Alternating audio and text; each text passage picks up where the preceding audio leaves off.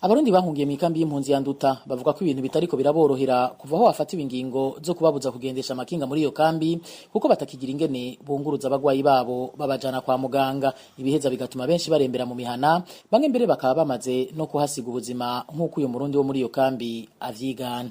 Uno munsi abantu bariko baragira ingorane na cane cane bivanye nuko amabasikeri yahora adufasha kunyarukana umuntu kwa muganga. Urabona bari hagati na hagati mu mavirage, nta kuntu bashika mw'ibarabara batabanje umuntu utamusize kw'ibasikeri canke kw'ikinga. Kubera uno munsi ubu abantu barapfa ngaha bagapfira hagati mw'ivirage. Abo Barundi bahungiye muri Tanzania basaba leta yaho kubatezurira ibihano baguma bafatirwa kuko bibahohotera hejuru yo kubakandamiza. None rero twariko turasaba yuko iyi leta ibi bihano iriko iradufatira ko yobihagarika, kuko ibihano vyo kudufatira amakinga ni nk'uko umuntu uba umufashe amaguru n'amaboko. Amakinga yarafashije abantu vyinshi. Tubibutse ko ingingo yo kubuza kugendesha amakinga aho mw'ikambi ya Nduta yafashwe haraheze indwi zibiri.